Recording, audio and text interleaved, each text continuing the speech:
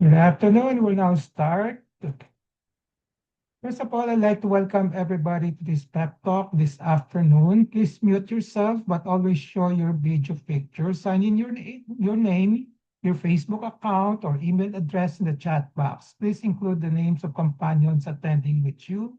Use the chat box to ask questions and make comments while the pep talk is on.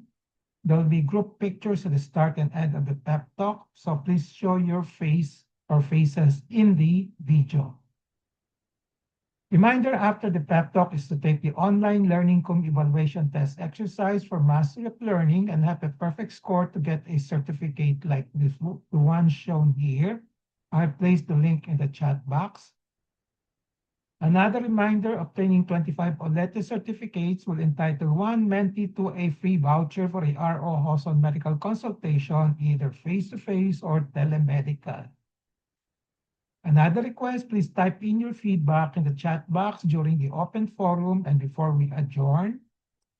Let's now have a group picture taking before we start the pep talk proper in 2 minutes. Please turn on your video now and show your faces.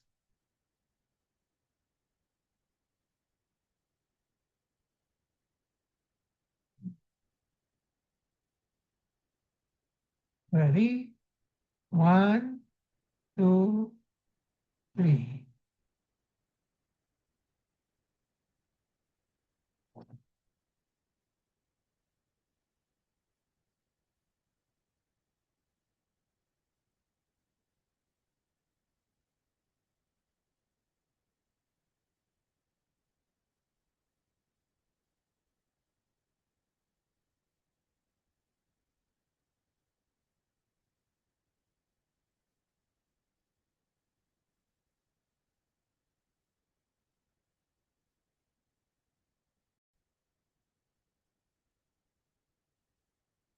I have a patient empowerment program which I like to empower the lay people or patients to take control of the management of their health.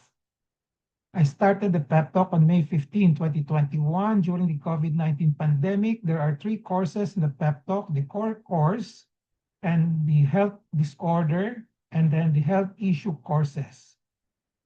I've so far delivered at least 240 pep talks from May 15, 2021, the date of start, and to May 9, 2026, a period of 5 years every Saturday, 2 to 3 p.m. And May 16, 2026, this year, marks the start of year number 6 of the pep talk. How long the pep talk will last will depend on our enthusiasm, discipline, and perseverance. My pep talk today is entitled No Long Waiting Time in Private Medical Consultation. Why and how with R.O. Hoson Way. The empowerment objective is for lay people to have a basic understanding on no long waiting time in private medical clinic consultation. Why and how with R.O. Hoson in their health management.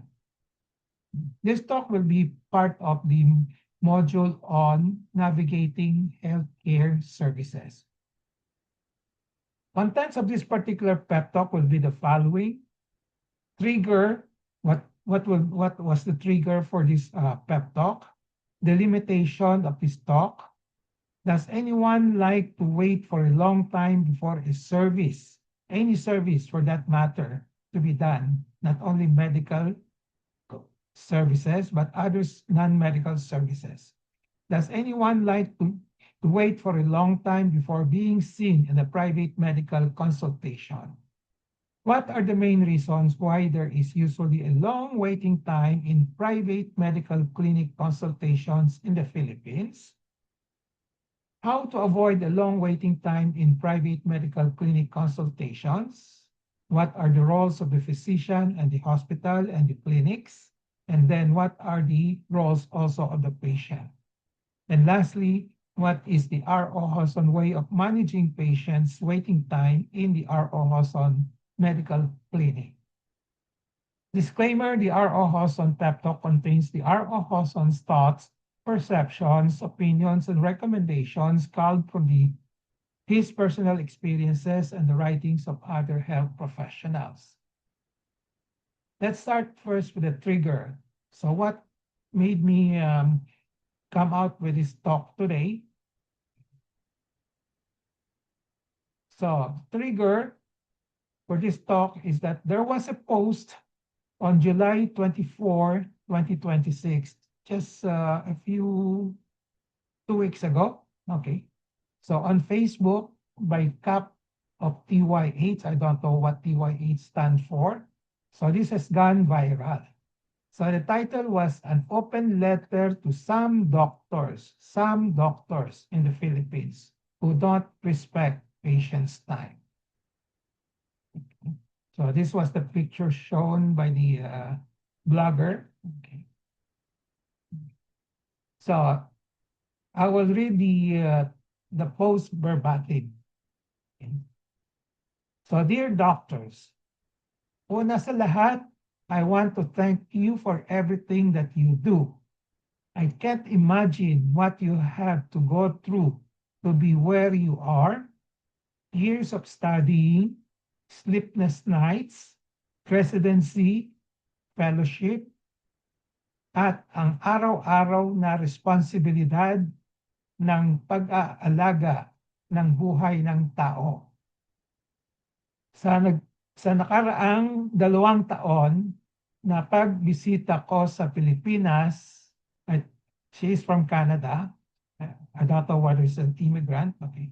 May ilang beses ako sumama sa aking mga magulang para sa kanilang check-up.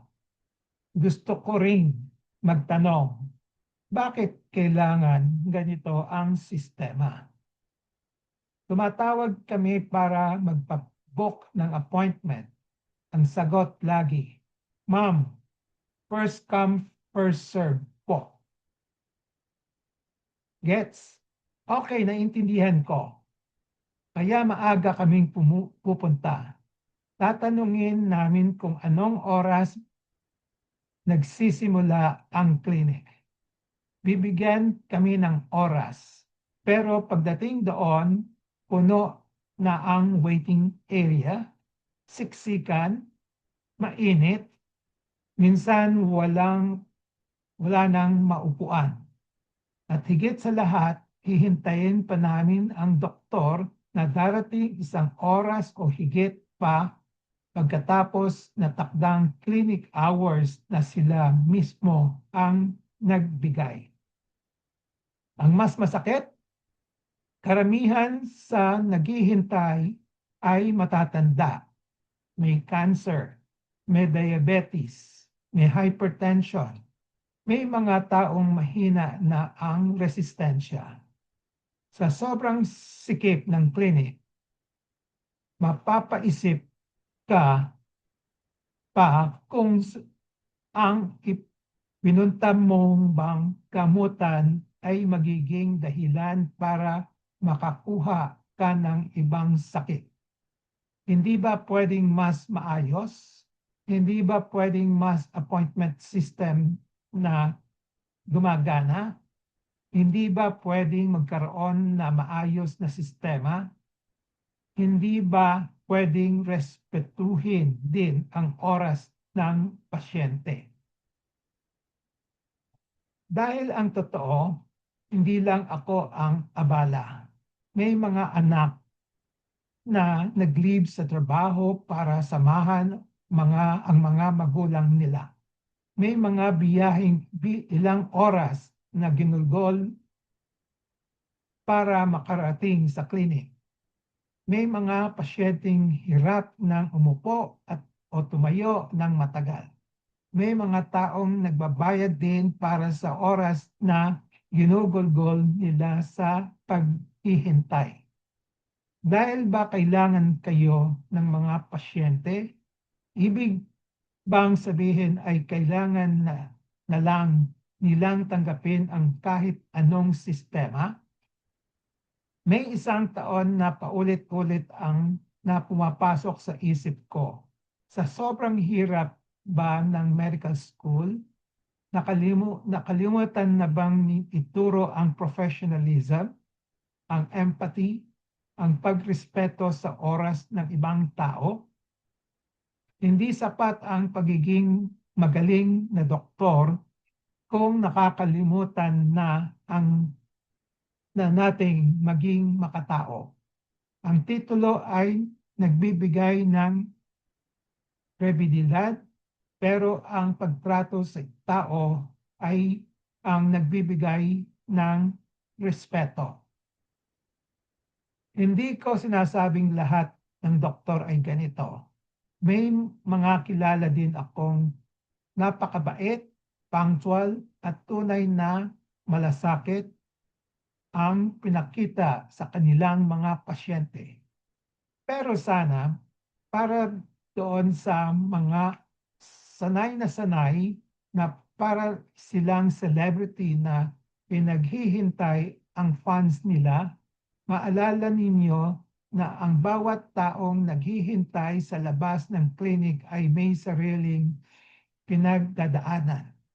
May sariling pagod, may sariling takot, at higit sa lahat, dapat din silang tratuhin ng may dignidad at respeto. Hindi lang dahil sila ang pasyente, kundi dahil tao rin sila. Kaya napakahirap na umunlad ang bansa natin, di lamang politikong korap ang meron sa Pilipinas, may mga kagaya ninyo na naturingan professional pero walang konsiderasyon at pagpapahalaga sa oras ng iba. So mula sa isang anak na gusto lang sana na maayos ang healthcare experience para sa kanilang mga magulang. End of post. So this open letter, together with the reactions and comments of both doctors and people, marami nag-react. Okay. So trigger this pep talk. So the summary of maraming nagre-react, may mga comments, I just summarize it this way. Majority of the lay people validated the presence of the problems. So the long waiting time. Many doctors also validated the presence of the situation, and many said, hindi ako, not me. Some doctors made excuses and justification for the long waiting time. So my personal stand and my advocacy, no long waiting time in private medical clinic consultation. I emphasize private medical consultation. I will discuss why and how. The limitation of this talk. I will limit my talk to private clinics lang only. So with paying clientele who expect services worth their money or payment, and which are expected to have a quality management system of avoiding long waiting time. I will not include in this particular talk consultation in medical clinics in government hospitals, as they have different clientele, mostly non-paying, and physicians are not on fee for service, although honestly, both must have the same quality management system. And then when I say waiting time in medical clinics, it will be confined to the clinic only. Okay. Hindi kasi yung consultations lang, yung ginagawang physical examination, history, interview by the doctor, diagnosis, explanation, prescriptions, and or recommended treatment. Hindi kasama yung mga procedures in the clinic kasi mas matagal yon. Then, not kasama yung mga laboratory examinations and imaging procedures. So for this particular talk, I will just be confining or in the waiting time in the consultation, for the consultation lang sa clinic. So a preliminary questions that I ask before I go to the nitty-gritty of the topic.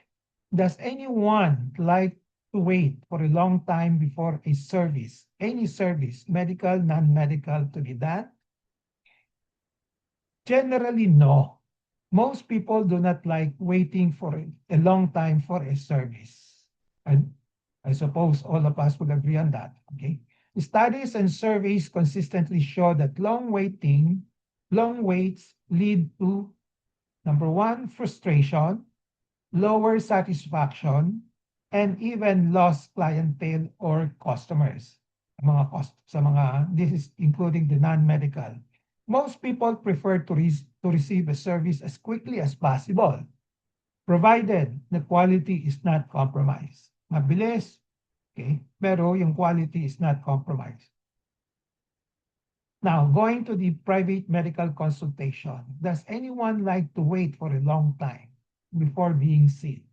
Again, I suppose the answer is no in general. Very few people like waiting for a long time for a medical clinic consultation. Patients usually seek medical care because they have a health concern, discomfort, anxiety, or uncertainty. So waiting for a prolonged period of time often makes the experience worse. Studies of patient satisfaction consistently identify waiting time as one of the strongest determinants of dissatisfactions with outpatient care, meaning mga medical care, outpatient. No? So waiting time is one of the strongest determinants of dissatisfaction of patients. So patients typically feel that, number one, their time is valuable. Their illness or concern is important to them, even if it's not medically urgent. Long waits increase anxiety, especially if they are worried about a diagnosis. Hindi pa nila alam, for example, kung cancer ito or hindi. No? They're anxious about it. They want to know right away. Number 4, delays without explanation are more frustrating than delays that are explained. Yung ina-explain bakit nadi-delay, mas maigi yun kaysa yung naghihintay na walang certainty kung anong dahilan at kailan darating ang doktor. Other reasons for the no answer, no means doesn't want a long waiting time. The time lost. People often takes time off work, school, personal commitment, so delays feel costly also. Anxiety. When you are already worried about your health, sitting in the waiting room can heighten the stress. Discomfort. Clinics aren't always the most comfortable places, especially if you are sick or in pain. Uncertainty. Not knowing how long you will wait makes the experience feel worse, even than if you have a clear timeline. So what are the main reasons now why there is usually a long waiting time in the private medical clinic consultations in the Philippines? My personal POR here will be there is no effective and efficient quality management system to avoid long waiting time, which may be due to there is a completely no quality management system, just relying on first come, first served basis. First come, first served basis is not part of the it's not a good quality management system. Presence of quality management system, pero not effective. But also the third reason is there is a presence of quality management system, but not continually reviewed and improved. So these are the basic reasons. Walang quality management system. Meron, pero hindi siya effective. Meron, pero hindi siya continually reviewed. Okay? So, other reasons will be clinic administrations, including hospital administrations where there are private medical clinics inside the hospital, and physicians managers are either not knowledgeable on how to do a quality management system on this issue, hindi sila marunong gumawa ng quality management system, or turning a blind eye to this issue, as it seems no quality management system is affecting their number of clientele. Kasi hindi mo sila nauubusan ng pasyente, marami na sila ng pasyente, so wala silang pakialam sa quality management system. And another reason is they want to avoid conflict with doctors who are used to a system of first come, first served basis. Ayaw nila ma-antagonize yung mga doktor. Most patients just grudgingly accept a long waiting time they would experience without protesting or appealing for improvement to the physicians. These patients have accepted the culture of long waiting time. Ganun talaga, sasabihin nila. That's the tradition. As a way of life in the Philippines. So for one reason or another, these patients do not want to change their doctors, even if they have the right to change their doctors. How to avoid the long waiting time in private medical clinic consultations? Let's talk about the physicians and clinic roles first. Number one, establish and develop a quality management system to avoid long waiting time for patients. This is on the assumption that long waiting time is a poor quality service indicator. It is. Okay? So the hospital, the doctor should be aware of that. Private hospitals which have quality accreditation, we know maraming hospitals meron na, especially in Metro Manila. Everybody, all hospitals practically has PhilHealth. Sa PhilHealth may naka-built in yung quality management system. Okay. So ISO, then Joint Commission, JCI, Joint Commission International, Accreditation Canada, International. So all these private hospitals which have all these external accreditations, may quality kami, quality management system, should include a quality management system to avoid long waiting time for patients in the medical clinics of their accredited physicians.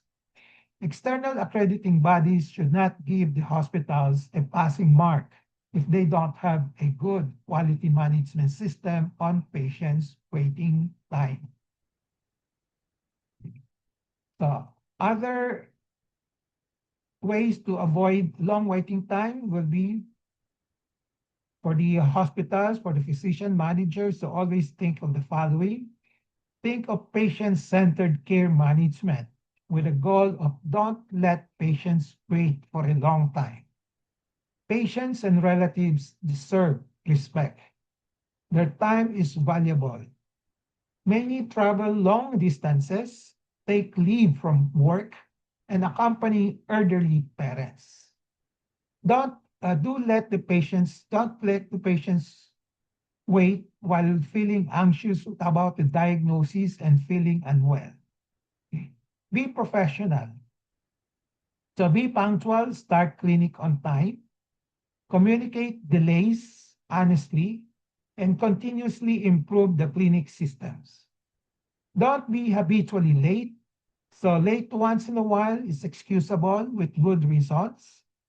Inform patients through text and other means in case of delay, to wait or to reschedule, just to show respect for their time.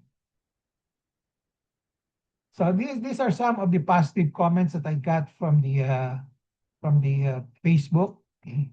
Some positive comments from physicians. Okay. So from one LB Razon, he said, same here. I don't make my patients wait for a long time. I am usually on time. Another one from Dr. Alim. We keep in touch with our patients and update them as to what time I will be available. That way they have control over the time there. I hope more doctors try to be on time. Si Rochelle naman, I don't make my patients wait. Their time and life matters to me. If they don't come into my clinic, I do home visit.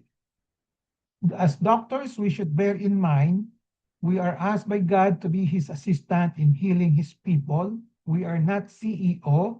I'm proud that this is on the side. Okay. Then JetBlue, in my own practice, I make it a point to arrive before my posted clinic hours, often even before my staff. I believe that good time management is part of a good patient care. If I know I'll be delayed, my secretary immediately informs all scheduled patients through text so that they can decide whether to wait, to come later, or reschedule. It's a simple gesture, but one that shows respect for their time. So these are some of the positive comments of doctors who reacted to the post that went viral. Now, how to avoid long waiting time? Meron ding role ang pasyente, not only the doctors. So for the patients, choose physicians who have a quality management system on waiting time for patients in their clinics. If you don't want to wait for a long time, choose physicians who have a book appointment system for their medical clinic consultations. Do not go for first come, first serve basis. Talagang magkakaroon ka ng malaking 99% you're going to wait for a long time. Having a booking schedule for a specific date and a specific time pa rin. Okay? So if you like physicians, yung mga gusto ni doktor, do not have a book appointment system. Appeal to them to set up one. If you like physicians keep on making you wait for a long time, appeal to them to avoid it by whatever means in the future. Otherwise, you have the right to shift to another physician. If you like doctors do not want to come out with a quality management system to avoid long waiting time for patients, and if you still want to maintain them, find some innovative ways to solve the problems such as talking and asking assistance from their secretaries or administrative staff. Another important patient role, which is very true here in my experience. Okay, patients coming late can also affect the waiting time. So come on time on your book schedule. This will affect the waiting time of other patients. So the surest way to avoid the long waiting time in private medical clinic consultations are the following. Your physicians must have a robust and excellent quality management system on patient waiting time. It should not be on a first come, first serve basis, but on a book appointment time basis. Number 2, you are arriving on time for your book appointment time, you, the patient. You can change physicians who don't have a robust quality management system and who habitually make you wait for a long time. You have the right to choose physicians. There are usually other equally competent physicians to shift. In other words, you call the shot on waiting time. So do not complain of a long waiting time if you cannot shift to other doctors who have a good quality management system here. Now, the last topic is what is the R.O. Hawson ways of managing patients' waiting time in the R.O. Hawson Medical Clinic, or in other words, what is the quality management system on the waiting time in the R.O. Hawson Quality Medical Clinic. Just a short history. I started my private practice in 1982 with clinics across the Philippine General Hospital, PDC, then Fatima Clinic, and also Metropolitan just for a short period, about less than a year, and in Parañaque about 6 months. Then Medical Center Manila from 1983 to 1995. Then Manila Doctors from 1984 to now. So in 1995, I just have one clinic for medical consultations, Manila Doctors Hospital. So that's 42 years now, 1984 to now, 2026. I'm trying to recall my initial management system on patients seeking medical consultation in my clinics. Definitely, it has evolved for the better. So did I start on the first come, first serve basis without booking, without book appointment time, with book appointment time? When did I start monitoring my patients' waiting time? So these are the questions that I post now. So I tried to retrieve all my records.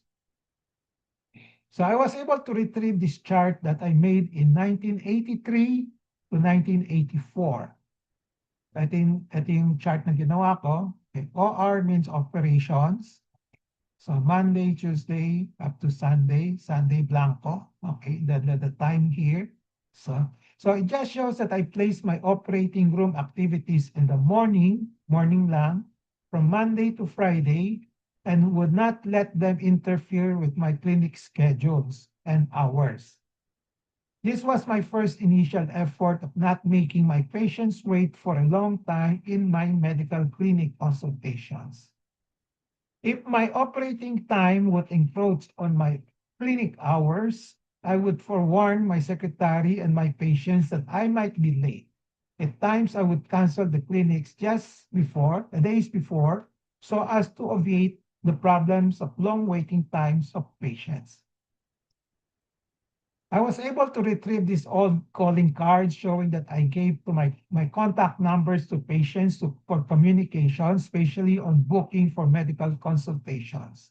So note the use of Pocket Bell at that time, and then Easy Call. Now we have cell phones and the internet using the Viber or Facebook. I think I started with these three systems of accepting patients into my clinic.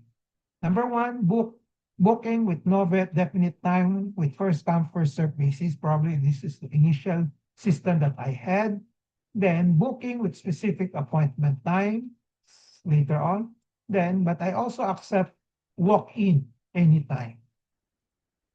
I was not monitoring the waiting time of my patients until 2015. 2015. So that's about 11 years ago. I'm sure there were patients who waited for more than 1 hour, but not more than 2 hours, because I would feel bad when I make them wait for a long time, especially for more than 2 hours. I was able to retrieve this old record dated 2012. 2012, no, ito. So some policies and procedures, 2012 pa ito. Now, first come, first serve, with courtesy lane, allowable, but approved by me, such as very weak patients, physicians' patients, relatives of patients, of relative patients of some doctors, patients to come on time within the declared clinic hours.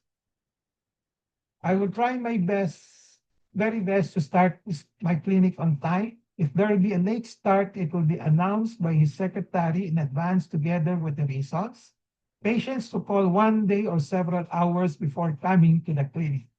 If there will be a change of the regular schedule, it will be made known by the secretary or by R.O. Hoson in advance through phones, Facebook, and emails. So during this time, I'm using Facebook already.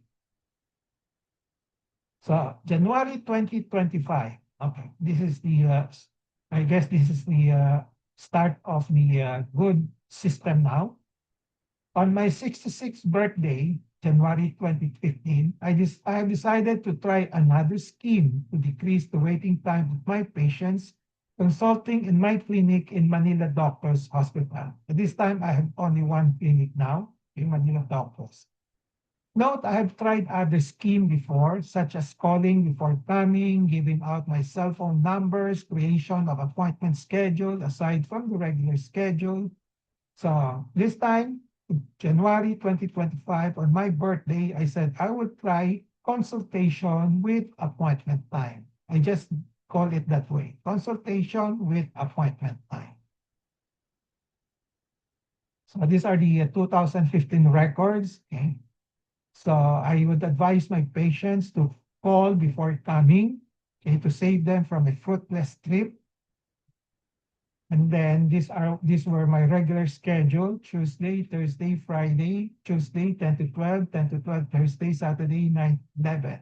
But starting 2023, after the pandemic, I'm just holding clinic once a week at the moment. Okay.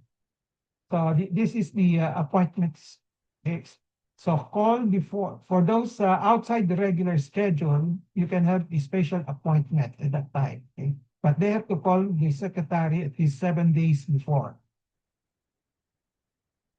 So at that time, so patients is already given an appointment time. So note here. And then emphasize here that the consultation is not on a first come, first served basis. This is starting 2015. It is based on scheduled appointment time to avoid patients waiting for a long period of time. Patients to come 30 minutes before the scheduled appointment time. Not to do so will mean cancellation of the scheduled appointment time. If there will be a change in the regular schedule, it will be made known by the secretary or by me in advance through phones, Facebook, and or emails. Now, for the appointment schedule, this is not the regular schedule. They just have to call. Okay? So starting 2015, I monitored the waiting time of my patients using this registry. The target is, ito yung pinangako ko, no waiting time more than 60 minutes from the book appointment time. So on the first column, you have the names of the patients, yung mga with booking. Then yung iba, lalagyan lang namin, just put some items here, spaces for those with no prior booking, may mga walk-in. But because we still consider, we also monitor their, at least the waiting time, also the time consumed. Okay. So ito, the first column is time book, time arrived. Then number 3 column here is time consultation started, time consultation ended, and then we will try to get the data. Yung DNC will be DNC, the time consumed. How many minutes were consumed during the consultation? And then CNA, how the waiting time. From the C means consultation started and the book time. Okay? So I think waiting time, ito yung number of minutes or the duration for the consultation. So ito yung mas malaking okay. So C minus A, C means time consultation started and then the time book. Okay? The target should be less than 60 minutes or less, or not more than 60 minutes from the book appointment time. Okay? The patients should be arriving at least 30 minutes before the book appointment time. Okay? Pag late siya, usually, nilalagay namin sa huli so as not to disturb the schedule. Okay. So we don't have any control. They can arrive 1 hour earlier. It's really up to them. No, but at least 30 minutes before the appointment time. So here I get also DNC. I get data on the time consumed in each patient consultations. Ito yung data na kailangan ko to identify reasons for the long waiting time just in case. So may long waiting time, baka matagal yung isang consultation, isang pasyente. Okay, yan ang dahilan. Or I can use the data for use in adjusting the time interval for allotted patients. Kaya ngayon, probably you have noticed February, I adjusted it to 20 minutes na. Dati every 15 minutes ang interval. Ngayon, I made it 20 minutes already. Parang hindi masyadong mabigat at masyadong, parang di lesser risk for long waiting time. So here are the summary reports of the book appointment performance from 2017 to 2019. Note in 2020 COVID pandemic, wala akong report kasi wala namang clinic, but I resumed my clinic in 2022, I think. So for 2017, for the year 2017, December, so the target is no more than 60 minutes. So and result is no patients waited for more than 60 minutes, 0. The range was 0 to 59 minutes with a mean of 10 minutes. No late coming, monitor ko rin yung coming on time ko. Personally, no late in coming to clinic by RO Hosot. And I have to keep on reminding patients on lates and no-shows. Kasi I was very vigilant on this para hindi ma-affect yung waiting time. Kasi yung late ng mga pasyente at saka no-show, a lot of times it affect the monitoring, the waiting time of patients. 2018, the next year, I was late only once in starting my clinic for the whole year. This was in February. Because I had a prolonged pre-clinic operations, I gave advance notice to my patients that I would be late. Despite this, kahit na late ako, the mean waiting time in the session that I was late was still 50 minutes. So within the target pa rin, no more than 60 minutes, with a range of 37 to 65 minutes. A total of 19 patients waited for 60 minutes from the book appointment time. So may 19 patients na may more than 60 minutes. So the range was 62 to 80 minutes with a mean of 66 minutes and a mode of 68 minutes. And the range of waiting time for book appointment was from 0, meron din pasyente hindi naghihintay, may pasyente may long waiting time of 80 minutes. 80 minutes, no? But that's still less than 2 hours. So the overall mean waiting time for the book appointment was just 7 minutes. So 2019, January to December, okay. So far, only one patient waited for 1 minute. 60 minutes from the book appointment time. So there were 137 sessions up to December. Sessions mean the clinics. Okay. So the range of waiting time for the book appointment was 0 to 69. May lumampas ng 60. Okay. But the mean waiting time on the average was only 5 minutes. So the COVID pandemic struck in 2020. I stopped holding face-to-face medical consultations from March 17, 2020 to May 2022. So right after the election in May 9, 2022, specifically May 10, I resumed face-to-face consultation, but only on a once-a-week frequency.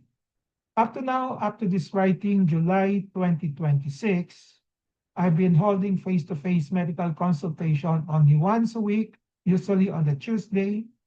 With the resumption of my face-to-face medical consultation, have continued my book appointment system, and I have continued my advocacy of no queuing, no long waiting time for my patients.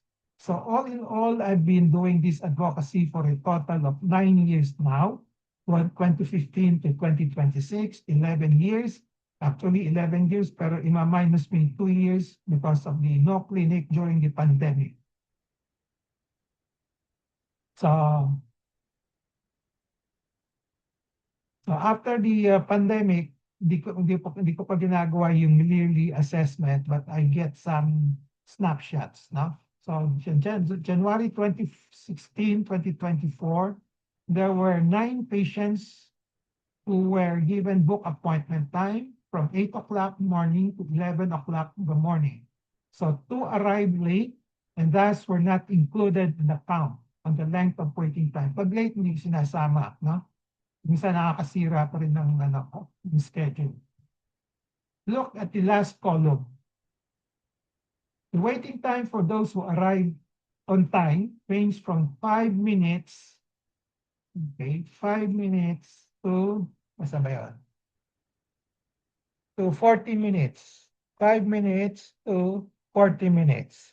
No patients waited for more than 60 minutes.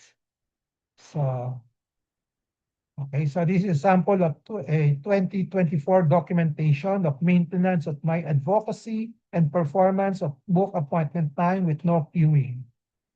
Now, February 27, 2024, there were 27 patients during that clinic who were given a book appointment time from 7:15, a special adjustment to 7:15 to 2 p.m. No patients arrived late. 3 did not show up or did not arrive. And then again, look at the last column, I think waiting time. The waiting time ranged from 3 minutes to 43 minutes. Again, no patients waited for more than 60 minutes. For 2025, okay, so, okay, 2025, I made the whole year assessment, no? Okay, so in 9 sessions, there were patients who waited for 60 minutes, more than 60 minutes. Okay. So the percentage of presence of long waiting time was 9/49 or 18% of the total of number of sessions held. So in terms of total number of patients who waited for more than 60 minutes, nagiging 4%. May 4% lang. Okay? So the range of long waiting time is 62 to 77 minutes. Okay? More than 1 hour, but less than 2 hours pa rin. Okay. So this year, 2026, I got two samples, July 14, I think pinaka-latest. And then you can see that here, the last column, okay, walang 60 minutes dito. Okay, just now. So no patients waited for more than 60 minutes. Ganun din dito, July 21, okay. No patients waited for 60 minutes. You don't see any number 60 minutes here.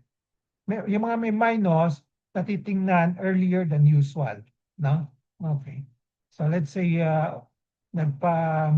example here, 11:40 ang ano niya, na umpisan ng 11:25. So nauna pa. Okay?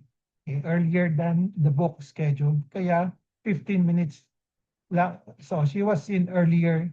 Okay? Wala siyang waiting time ng, let's say, from the book appointment. Okay? So, in summary, the R.O. Hawson way of managing patients' long waiting time consists of the following. The target, no patients will wait for 60 minutes from the book appointment time. I cannot say zero because iba-iba yung mga pasyente, minsan matagal sa isang session, isang consultations. I cannot control that. So, ang pinangako ko na lang, not more than 60 minutes. So not on a first come, first served basis with book appointment time. So before 15 minutes interval, but starting February 2026, ginawa ko ng 20-minute interval from 8 a.m. to 12 noon. And the policy is to start clinic on time kasi magkakaroon ng chain reaction if I don't start on time. So registry to monitor waiting time as well as duration of consultation. So ito yung pinakita ko yung monitoring document, no? So mahirap gawin, okay, pero this is the part of the quality management system. You have to really check how many patients waited for more than 60 minutes, how many did not wait, etc. Then another features of my quality management system is I give out apology to those who waited for more than 60 minutes. And then there is a continual improvement of the system. Then, communicating and coordinating always with my secretary on how to avoid long waiting time, analyzing what went wrong when there is a patient who waited for more than 60 minutes, what to do when there is a late comer, when there is a prolonged consultation time that I cannot really avoid, and in general, how to improve the system. So the main challenge actually from my experience is the prolonged consultation time of patients which cause a chain reaction to the next patients in line. Ito kadalasan mahirap i-control. Okay? How long it will take for a particular patient. Minsan mahirap yung kaso, no? Mahirap yung analyze. And then sa minsan we need a long explanation. And of course, we have to respect the patient's time din also. Gusto ko minsan maraming tanong. No? Kaya mahirap i-control. No? So what is my advocacy here? I want to be known as a doctor who does not want his patients to wait unnecessarily long. Okay? Not more than 1 hour. Yun ang pangako. I want to be a role model for other physicians. I want to be known as the true patient-centered physicians. when you say patient-centered physician, in all aspects of the patient's concerns, issues, pinapakinggan, pinoconsider ng doktor. So with that, I end this topic. Okay, summary takeaway. I have discussed all these topics. I won't repeat them anymore. Okay. Now, takeaway in relation to patient empowerment, be always in touch with reliable medical information on no long waiting time in private medical consultation, why and how. Knowledge is power, it gives power. Use the 4Ks of patient empowerment, kaalaman, kakayanan, karapatan, kapangyarihan to gain greater control over decisions and make better decisions on no long waiting time in private medical clinic consultations, why and how as part of your health management. This ends my pep talk today on no long waiting time. I hope I have empowered you to have a basic understanding on this topic, no long waiting time in private medical clinic. No? Ibang usapan yung government. No? Okay. Why and how in your health management. So before we go to the question and answer portion, reminder, please take the online Learning Comb Evaluation Test exercise for mastery of learning and have a perfect score to get a certificate like this. And then obtaining 25 or letter certificates will entitle one mentee to a voucher for a RO host on medical consultation, either face-to-face or telemedical. And then another request, please type in your feedback in the chat box during the open forum and before we adjourn. Okay. So let's now have a group picture taking before we start the QA and interactions. Please show your faces now.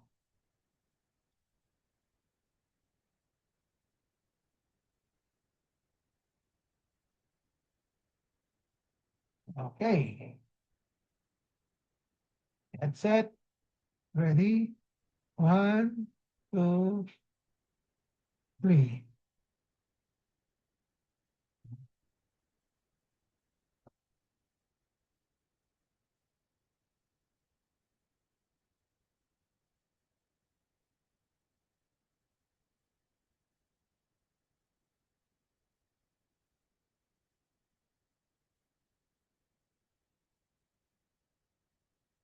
Okay. So the floor is now open for questions, comments, suggestions, sharing of experiences. Or, I suppose wala nang consultation ngayon dito. Pwede rin, consultations. kung paano gagawin nyo, kung ano, kung may... So how many experience long waiting time in seeing private? Wag daw yung soft diet, ganyan, para hindi siya lalong mairit. Soft food. Oo, yung puro rice lang naman siya ngayon. Kaya nagsasalita? Huwag na muna magpapit. Kasi yung isa, Kaya nagsasalita? Magkaano niya. Monet, are you talking? Katabi ko po, Doc, may nagkikwento. I-mute mo muna. Mute mo muna. I-mute mo muna. Okay. Susanya. Just a comment. I think doctors, especially those who are still starting in the profession, no. One among the reasons for the long waiting time, especially with doctors who are starting in their profession, is that they have different hospitals to go to every day. Not every day. I mean, I see that some doctors go to 3 hospitals in one day. So, is that also a big factor? It could be a factor, but it should be controlled. It should be a factor. Just like what I did when I started. Did you see the chart that I made? Yeah. Okay. I put a parang schedule. So, Monday to Friday, morning lang operations. No? So I can operate anywhere. Then, when I have clinic, set yung clinic ko, I try not to interfere with my clinic hours. No? Okay. So they have control on that. Basta may mindset sila, hindi hindi ko papahintayin ng pasyente na matagal. Okay. Um, Di ba? kasi They cannot use that excuse na, okay, may emergency operations ako, ganon. Kasi the moment they declare that they have clinics, no, they have to they have to adjust. I mean, if they have an emergency operations na hindi nila ma-avoid, i-announce na nila, ika-cancel nila. Di ba? Okay. yung But, traffic. Traffic. You have to consider that also. You have to consider that as if a factor in nila yon, if they are responsible enough. Okay. Tama? Kasi Doc, I had an experience. He's also a doctor there at Manila Doctors. That was several years ago. Iniwan ko siya. Kasi ang appointment ko sa kanya, was, I think 10 in the morning. Okay. Alas 10 na, hindi pa ako na-attend. So I left. Is that, did I do right? Yeah. Pwede naman. But did you tell the secretary that you're leaving? Of course. Sinabi ko sa secretary. Sabi Okay. ko, it's too long. Sabi ko, 10, 11, 12, 1, 2. I mean, and to think na parang hindi uso sa kanya parang unlike you, yun yata of course, sinabi rin na 10 o'clock talaga ang aking appointment. Okay. But 3 hours is too long for me and I was still working at the time. So absent na ako. And that was only purely consultation. Pero hindi in-announce na bakit niya siya nakarating? No, naroon na siya. Andun na siya, pero late. Kaya lang ang tagal. Okay. So, but he arrived on time. I arrived on time. Sabi 10 o'clock eh. Yung doktor. I don't know if he arrived on time or not, but I know he was already there. Okay. So, sinabi ko rin sa secretary, I have to leave. yeah, you have 3 the right. hours is... Okay, number one, you 3 have the right. hours. You have the right. You have the right. Hindi na ako bumalik sa kanya ever since. Okay. So, basta you have the right to choose your doctors. You have the right to get out of the shift, no? Okay. 3 hours is more than enough. Okay. The doctors naman, the doctor should also feel bad about it kung talagang compassionate siya, no? Okay. Oh, yes. Should feel bad about having your patients wait for a long time, or at least i-explain niya, right? Kung lumabas lang siya sa clinic, no, sa pintuan, i-explain lang niya, I'm sorry, malilate tayo, ganon, no? Hindi niya ginawa. Yeah. Apparently, he has many patients talaga eh. There are a lot of doctors who make that excuses, no? I have a lot Marami of siyang patients pasyente. kaya makahintay. They should come out, that's why yung sinasabi ko lang, come out with a system, no? Quality management system. I'm not saying that they should not have a lot of patients, no? No. Even yung mga walang pasyente naman, yung mga hindi naman wala. Kung isa lang, wala nang masyadong waiting time yon. Pero yung mga konti lang, let's say 10, 20, no? Ganon, no? Kahit na konti lang, may mga waiting time pa rin, matagal. Paminsan, not arriving on time, di ba? Okay. Tama? Okay, yes. Yeah. Okay. Kasi may emergency. They always use emergency, di ba? As an excuse. No? Nag-emergency, kung talaga may emergency, announce niya kagad. Na?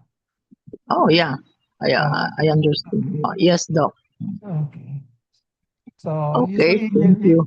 pag the moment a doctor has a lot of emergencies on a particular day in regular clinic hours niya, he should rethink na kung paano niya i-adjust. No? So, it's either palitan niya yung clinic hours niya, di ba?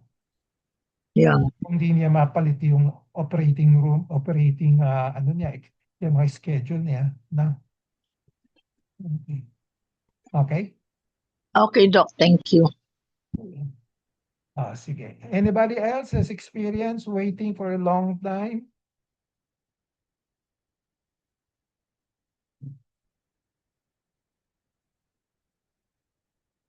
Who has experience waiting for a long time with me?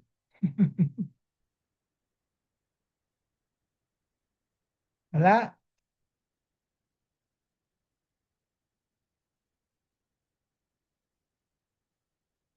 Wala. Okay.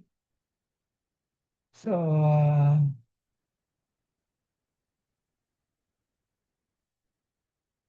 yung monitoring, it's really hard. I know, ano mo kayo sa secretary ko, mahirap gawin yon, pero it has to be done. No? If you really want to have an honest to goodness system. Okay. Continuous monitoring of the time in, time out, di ba? Ganon. Waiting time of the patients. No? Okay. So, pag late, usually ang policy is to put it in the last, dapat, no? Pero kung minsan, dalawang late. Anong ginagawa mo, Abet, kung dalawang late? Sige nga.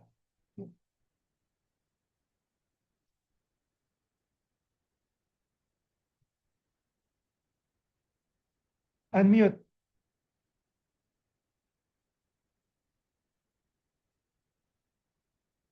Unmute.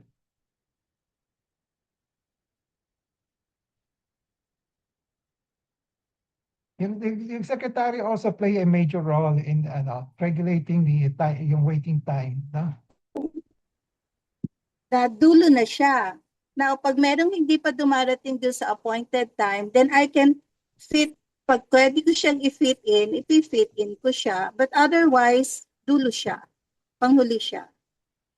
Okay, so that's a general rule na dapat na Yeah, kasi appointed time yan eh. So if you're given 8:20, 8:40, you did not arrive at that time or 30 minutes before and you arrive later than the given time, dulo ka na. So that will be that's our general policy kasi ma-affect yung Yes. yung schedule, no? Kaya. Pero kung wala pa yung iba na appointed, hindi naman namin pwede intayin yung wala pa. So, ilalagay ko siya doon. Pwede ko siyang isingit. Pero, lagi kong sinasabi, pag meron. Pero pag wala, normally, dulo na siya. Kasi late na siya eh. Okay. So, as I said, importante rin coordination with your secretary, with the secretary, the doctor and the secretary. Okay.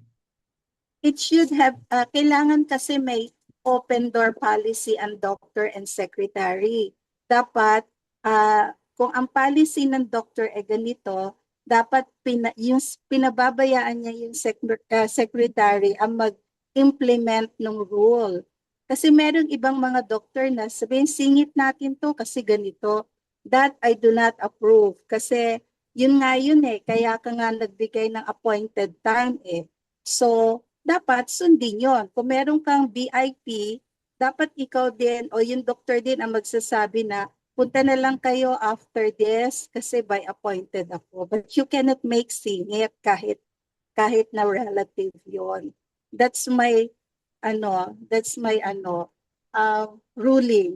Kahit na dun sa isang doctor ko, basta pag merong VIP, sinasabi niya sa akin, Beth, anong oras ko pwedeng papuntahin yung pasyente? I normally told him, after ganitong oras. Pero hindi pwedeng pumunta ng maaga kasi hindi ko sila pwedeng isingit. Yun. I value the patient's interest, lalo na yung mga paying patients, yung mga privileged patient, maghintay sila. Yun ang katuwiran ko.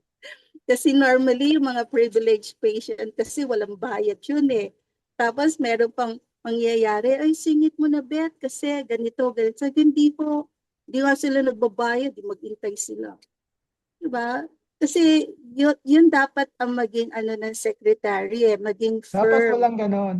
Para dapat. Wala naman ikaw, wala naman gano'n. Basta pag ano, di ba yung sinabi ko sa'yo last time, yung nagtanong yung patient na, Miss Beth, 9 o'clock na ako. Bakit hindi pa ako natitingnan? So, di ba sinabi ko sa'yo, sabi ko, sometimes, hindi natin alam yung kaso ng patient eh. So, if you are 9 o'clock, pumasok yung 8:40, hindi ka agad ko napasok, it's because maraming tanong o maraming nakita si Dr. Hosot na pwedeng ganito, etc., etc. Pero it doesn't necessarily mean na kaya hindi ka pa pinasok, may iba na nag-occupy ng time mo. It's just that medyo na-occupy nung 8:40 yung time mo at maraming tanong, etc., etc., etc. Sabi, ganun ba yun, Miss Beth?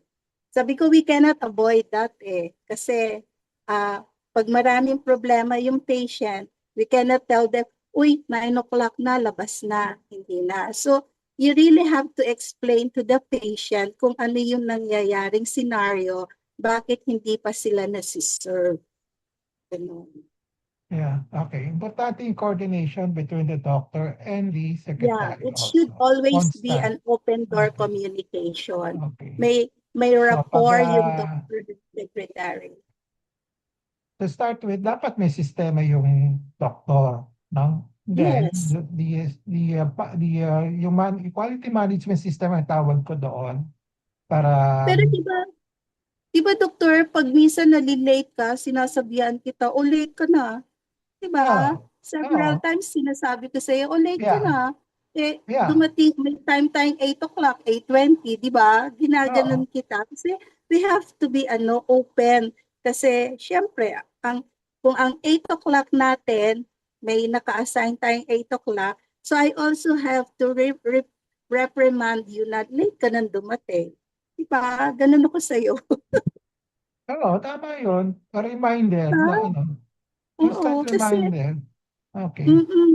Yeah, I Okay. have to reprimand you na, may 8 o'clock tayo, dumating ka 8 eh. So I always say, late ko na, di ba? Tama yun para ah, Mm-mm. basta may mga special reason bakit na late, di ba? Pero keep on Yeah. reminding until na hindi na maulit, no? Ganon. Mm-mm. But Kailangan talaga, overall, make sure na hindi lalampas yung long waiting time. Sa akin, 1 hour is good enough. yeah. Okay. So, coordinations, no?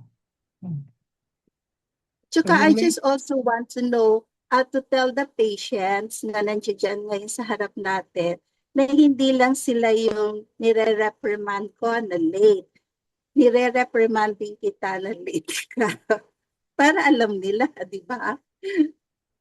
Kasi yun yung dapat system sa clinic para maayos yung sistema na Kasi yeah, if you have an 8 o'clock and then you arrive at 8:10, of course, maaano na yung mga time. Kaya I also have to remind you na late ka na. Para alam din nila na nire-remind you na late ka na, doktor. yeah. Diba? Basta may cooperation, collaboration between the secretary and the doctor. But to start Yes. with, there must be a system. Kung walang sistema in the first place, wala na. Di ba? Yes. Kahit anong gawin mo. No? Number 2, kasi pag nag-late yung isang doctor to start on time, chain reaction na yan eh. No? Kahit na may book, That's correct. no? Yeah, adjust na lang. So, yeah, every now and then, let's say pangatlo na, titingnan minsan, i-adjust yung doktor, dapat i-adjust yung doktor kung medyo late na, may malilate na, no? O, i-adjust niya para humabol ng oras naman, no? Para hindi mabawasan yung waiting time, no? Okay. Yung mga may procedure naman, kung minsan, hinihiwalay ko yung procedure, no? Consultation is consultation. Then if there's a procedure, as much as possible, we'll do it after the matapos yung last patient. So may procedure na. Okay. Okay. So any more questions? So I hope you can impart this to other doctors, yung mga doktor na kilala ninyo, no?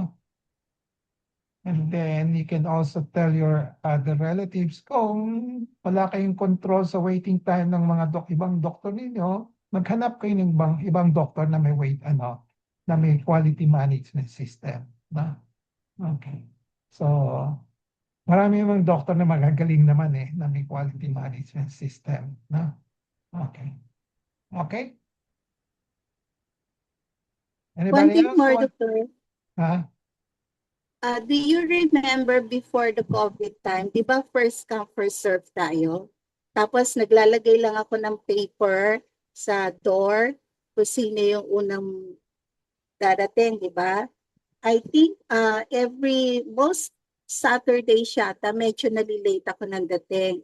And there was one, siguro several patients, 3, sabi niya, nung nag-i-start na tayo, sabi niya, di ba, Beth, first come, first serve tayo. Bakit nauna pa sila sa akin? Sabi ko naman sa patient, sino bang nauna sa atin dalawa? Di ba nauna kayong dumating kesa sa akin? Kinuha ko lang po yung paper dito sa door. Sabi ko, anong number ho ba kayo? Tapos na sinabi niya, number 5. O, yung tinitingnan pa lang po, number 2 eh. So, paano niyo po nasabi na nauna pa sila na mas nauna kayo sa kanila? Sometimes, I'm very sarcastic in saying things. Kasi minsan, ang patient din kasi, they have this tendency na matapang, parang tatapangan ka, uunahan ka ng tapang. But I always tell patients na I'm very systematic secretary. Kung ano yung nandyan, hindi ako pwede magsingit ng patient kasi sila naman ang sumusulat sa door eh. So, yun lang. So, sabihin nila, ang suplada ng secretary. It has to be. I have to be that way. Kasi if not, yung mga patient din kasi matatapang. Sabihin nila, nauna sila, nagdito sila. The mere fact na noon may listahan ako, so I can say na paano niyo po nasabi na nauna kayo sa kanila, number 2 pa lang yung tinitingnan, number 5 po kayo. Yung mga ganang insidente din na Ayan nga. Okay. Oh, those things can nangyari happen. several years. Yeah. Those things can happen even up to now. Mga Yes. kasi yung mga pasyente ano sila, ilag na sila sa mga long waiting time. Kaya kumisan, Medyo demanding din. May mga demanding din ng mga patients. yeah, may na demanding, but pero kumisan, they have to be educated also. nasanay na sila kasi takot na sila sa alam nila matagal ang waiting time. Kaya they want to make Ayan. sure na ma-fulfill yung gusto nila. So you just have, so that's why importante meron kang policies and procedures na written down na Yeah, and you have to be strict with the policy. na declared, no? Okay. Okay. So, any more comments? Dana? Rochelle, anything? Wala naman po, Doc. Smooth naman po yung sa akin po. Joel, si Michelle. Opo. Okay naman po sa akin, Doc. Ano? Wala po akong Doc. Yung regarding po sa schedule ko po, smooth po yung sa akin po. Wala pong problema. Wala kang problema Akong sa long akin. waiting, wala pa akong na-experience. Okay. Sige. So, okay lang sa inyo yung aking sistema? Okay lang sa inyo? Okay. Yes po, Mas Doc. okay po, Doc. Mas okay po. Opo, Doc. Okay. So if you have any comments, we can still try to improve on it, no? For the moment, yun na lang muna. Okay. So if there are no more questions, we'll call it a day. No? So we'll see each other next week again. No? Okay? Sige. Thank you po, Doc. Bye-bye. Thank you, Doc. Happy weekend. Thank you po, Doc. Have a nice weekend po.